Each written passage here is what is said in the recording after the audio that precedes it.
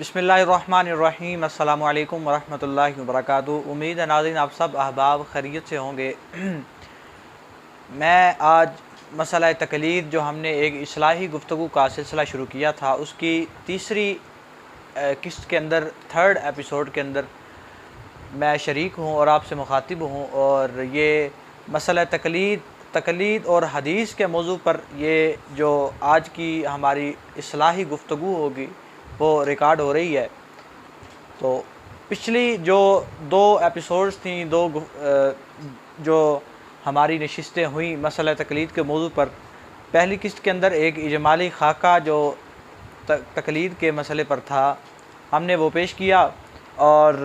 उसकी जो अहम वजाहत थी मसला तकलीद के बारे में वो आपके सामने रखी। और उसके बाद मसला तकलीद और कुरान के मौजू पर जो गुफ्तगू थी और जो कुरानी दलाइल हमने 4 आया मुबारका से आपके सामने रखे और उसमें से सबसे जो अहम आयत मुबारका थी वो फ़स्अलू अहल ज़िक्र के मौजू पर जो हमने उसकी तफसीर की रोशनी में और उसकी तशरीह करते हुए जो मसला तकलीद वाज़े किया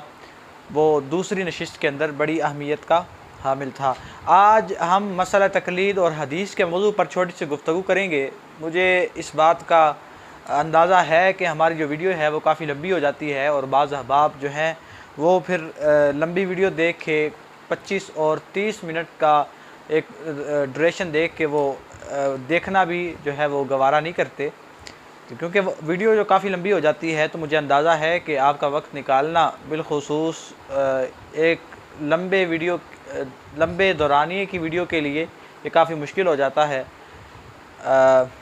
और बिला किसी तमहीद के मैं अपनी आज की इस गुफ्तगू का आगाज़ करता हूँ मसला तकलीद और हदीस मुबारका। इससे पहले कुरान करीम की रोशनी में हमने जो मसला तकलीद वाज़े किया उसका उसलूब और हदीस मुबारका के अंदर जहाँ तकलीद का मसला वाज़े है और तकलीद की जो दलीलें या तकलीद के मसला पर जो दलाइल हमारे सामने आते हैं वो हदीस मुबारका और कुरान करीम के अंदर एक मुनफरद अंदाज़ है। कुरान करीम का और हदीस मुबारका का दोनों का मसला तकलीद के बारे में एक मुनफरद अंदाज़ है और अपने अपने अंदाज से ये दलाइल पेश करते हैं। हमें मसला तकलीद के बारे में जो हदीस मुबारका के अंदर जो सबूत मिलता है इसे देख कर आपको तसल्ली भी हो जाएगी और मैं समझता हूँ कि ये बड़ी समझने के अंदर और जो है मसला तकलीद का जो इल्म है और मसला तकलीद की जो बुनियादी बातें हैं वो समझने के अंदर ये हदीस मुबारका जो भी मैं पेश करूँगा वो बड़ी मुआवन साबित होंगी। पहली जो हदीस मुबारका है मिरक़ातुल मफ़ातीह के अंदर जो है वो हज़रत हुज़ैफ़ा रज़ियल्लाहु तआला अन्हु की रिवायत है कि रसूलुल्लाह सल्लल्लाहु अलैहि वसल्लम ने इरशाद फरमाया कि मुझे मालूम नहीं कि कितना अरसा मैं तुम्हारे दरमियान रहूँगा, बस तुम मेरे बाद 2 शख्सों की इक्तिदा करना, एक अबू बकर है और दूसरा उमर है। मैं वो रिवायत आपके सामने पढ़ के सुना देता हूँ। दरअसल मैं वक्त की जो है वो नज़ाकत को समझते हुए अपने ये जो चंद अहादीस के दलाइल हैं वो आपके सामने रखूँगा और मुझे वक्त का अंदाज़ा भी है कि अगर मैं ये इबारात भी साथ साथ पढ़ना शुरू कर दूँ तो वक्त जो है वो काफ़ी लग जाएगा। तो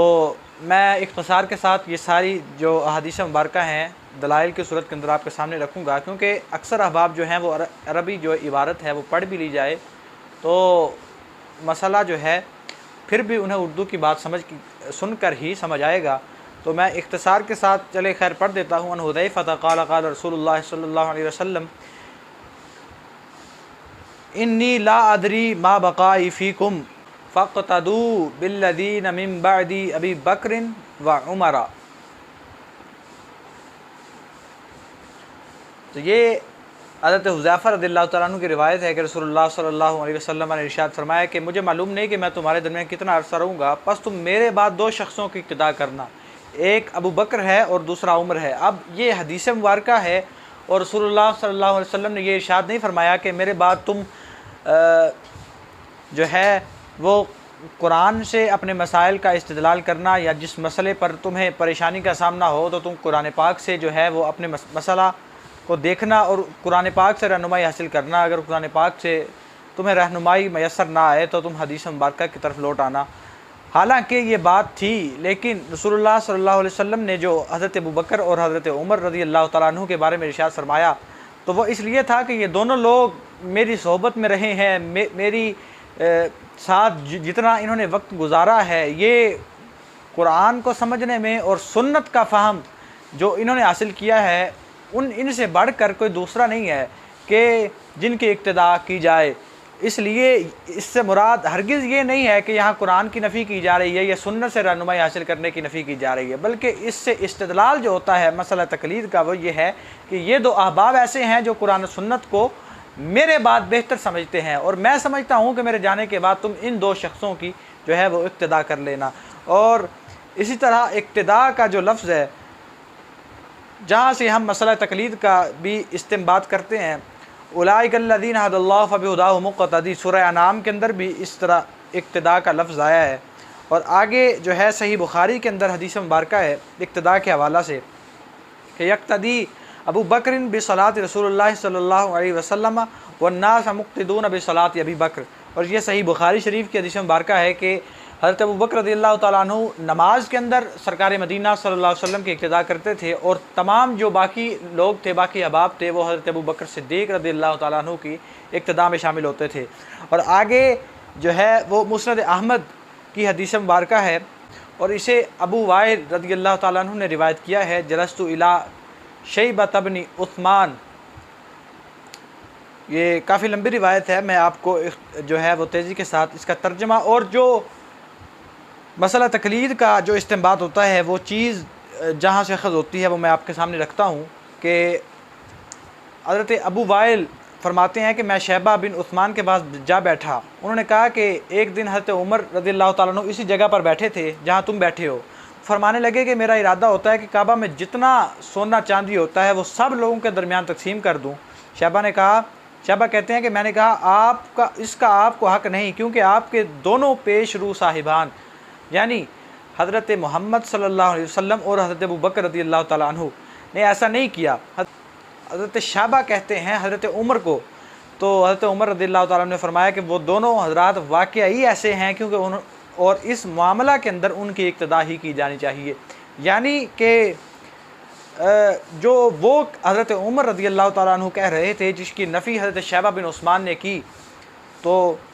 हालांकि हज़रत उमर रज़ियल्लाहु तआला अन्हु ने बग़ैर किसी सोचे समझे और बग़ैर किसी सुन्नत और कुरान से रहनुमाई लिए बग़ैर उन्होंने बात नहीं की होगी, लेकिन फिर भी उन्होंने हज़रत शैबा रज़ियल्लाहु तआला अन्हु की बात सुनकर उनकी बात को जो है वो अहमियत देते हुए कहा कि वाकई वो दो शख्सियात ऐसी थीं कि उनकी इक्तिदा की जानी चाहिए। हालांकि वो यहाँ ये भी कह सकते थे कि कुरान मजीद के अंदर इसकी दलील मौजूद है, सुन्नत के अंदर इसकी दलील मौजूद है, तो मैं क्यों ना उस पर अमल करूँ बजाय इसके कि उन दो शख्सियात के अक़वाल पर या उन दो शख्सियात के अफ़ाल पर। और फिर इसके साथ साथ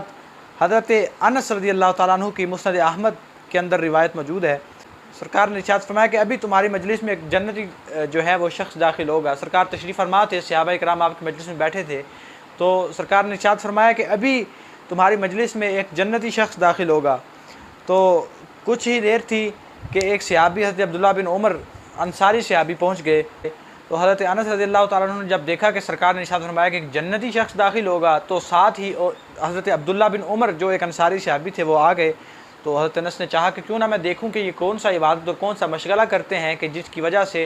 हुज़ूर अलैहिस्सलाम ने इन्हें जन्नती अशख़ास में दाखिल कर दिया है। तो हज़रत अनस रज़ियल्लाहु तआला अन्हु फिर हज़रत अब्दुल्लाह बिन उमर रज़ियल्लाहु तआला अन्हु की जो है वो घर पहुँच गए और फिर उनका इबादत और मशगला जो है वो देखते रहे। सोते वक्त उन्होंने कुछ अज़कार पढ़े और फिर सो गए, और फिर फ़जर की नमाज़ तक सोते रहे, और फिर फ़जर की नमाज़ पढ़ी और फिर उठे। तो हज़रत अनस रज़ियल्लाहु तआला अन्हु ने हज़रत अब्दुल्लाह बिन उमर से कहा कि मैं तो इस इरादे से तुम्हारे पास रात गुजारने आया था कि मैं देखूं कि तुम कौन सा अमल करते हो, कि मैं उस अमल की तुम्हारी इक्तिदा कर सकूं। और ये जो रिवायत है इसे भी मुस्नद अहमद ने रिवायत किया है। यहाँ भी इक्तिदा का माना जो है वो तक़लीद के माना में है, ना कि हज़रत अनस रज़ियल्लाहु तआला अन्हु वो ख़ुद भी इतने जलील क़द्र सहाबी हैं, वो ख़ुद भी जो है वो मसाइल का कुरान और सुन्नत से इस्तिंबात कर सकते थे, लेकिन उन्होंने सरकार की ये बात सुनने के बाद हज़रत अब्दुल्ला बिन उमर रज़ियल्लाहु ताला अन्हु के यहाँ रात गुजारी, और रात गुजारने का अमल और फिर वो सारा मशगला हज़रत अब्दुल्ला बिन उमर का देखने का, वो उसका मकसद ये था कि उनकी इक्तदा की जा सके। वो कौन सा अमल है कि जिसकी वजह से सरकार मदीना सल्लल्लाहु अलैहि वसल्लम ने उन्हें जन्नती अशखास में से करार दिया है।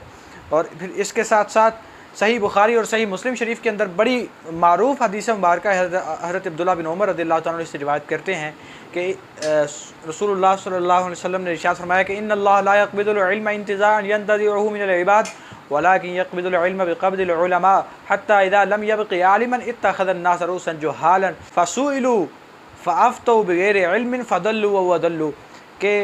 अल्लाह ताला इल्म को इस तरह नहीं उठाएगा कि उसे अपने बंदों से छीन लेगा, बल्कि इल्म को जो है वो उलमा से कब्ज़ कर लेगा। और यहाँ तक कि जब कोई आलिम भी बाकी नहीं रहेगा तो लोग जो हैं वो जाहिल उमरा को अपना जो है वो सरदार बना लेंगे। और फिर वो जो जाहिल उमरा होंगे, जब उनसे कोई मसला पूछा जाएगा तो वो बग़ैर सोचे समझे, बग़ैर किसी इल्म के वो फतवा देंगे, वो ख़ुद भी गुमराह होंगे और दूसरों को भी गुमराह करेंगे। और यहाँ पर जो है इस हदीस मुबारक से हमें जो सबूत मिलता है मसला तक़लीद के बारे में, तो यहाँ पर रसूलुल्लाह सल्लल्लाहु अलैहि वसल्लम ने जो एक तो मुस्तकबिल की निशानदही फरमाई कि जो मसला आगे मुस्तकबिल के अंदर पेश आने वाला है, और साथ ये फरमाया कि लोग जो हैं वो जाहिल उमरा को जो है वो अपना सरदार बना लेंगे। तो यहाँ ये इस बात की दलील है कि जो जाहिल लोग हैं, जो आपके इल्म में है कि जिन लोगों को कुरान और सुन्नत का सही इदराक नहीं है, बजाय इसके कि उनसे मसला पूछा जाए कि जो लोग सही कुरान और सुन्नत का फ़हम रखते हैं। और इसके साथ साथ मिशकात के अंदर जो है वो इसको रिवायत किया गया है, और अबू दाऊद शरीफ की हदीस मुबारक है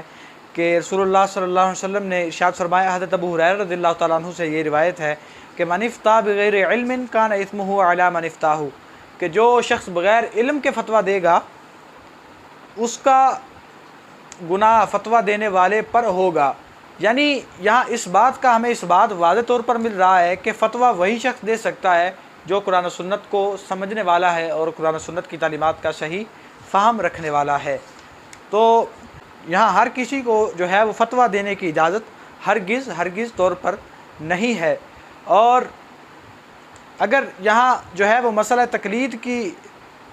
जिस तरह लोग मसला तक़लीद का वाज़ेह तौर पर इनकार करते हैं, अगर इस तरह का कोई मामला होता तो क्यों जो है वो लोग किसी के पास फ़तवा लेने के लिए या मसाइल पूछने के लिए जाते। तो रसूलुल्लाह हरगिज़ ये इरशाद ना फरमाते कि जिसने गलत फ़तवा दिया उसका गुनाह उसी पर है। इसका मतलब ये है कि जहाँ लोगों को मसाइल दरपेश हों वहाँ से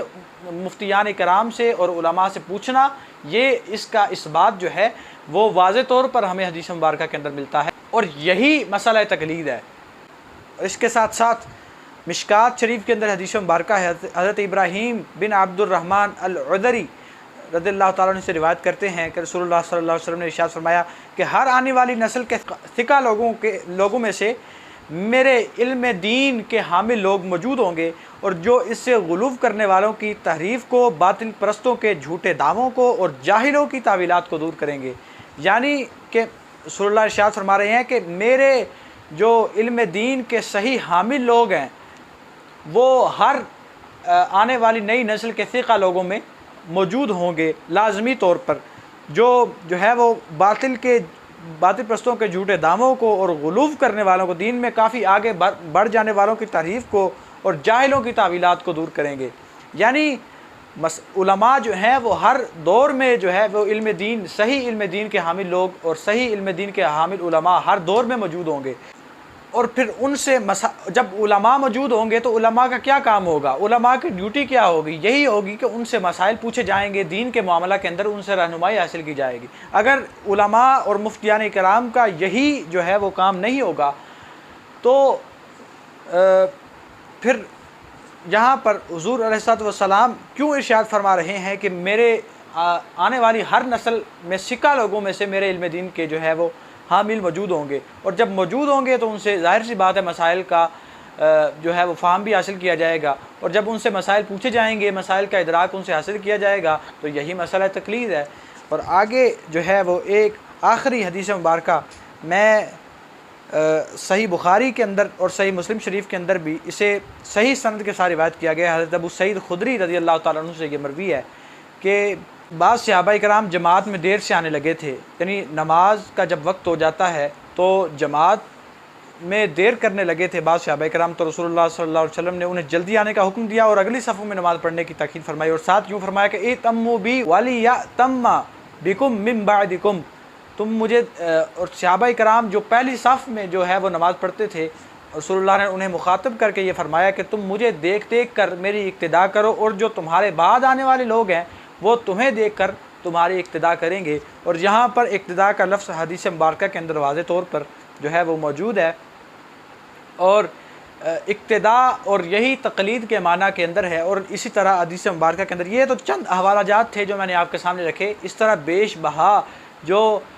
मसला तक़लीद के अंदर रहनुमाई करने वाले और मसला तक़लीद के इस बात के अंदर बेश बहा अहादीस हमें जो है वो इस तर्ज़ पर मिल जाती हैं कि जिनका बेश बहा ज़ख़ीरा जो है वो अहादीस की बेशुमार कुतुब के अंदर मौजूद है। ये चंद हवालाजात थे जो मैंने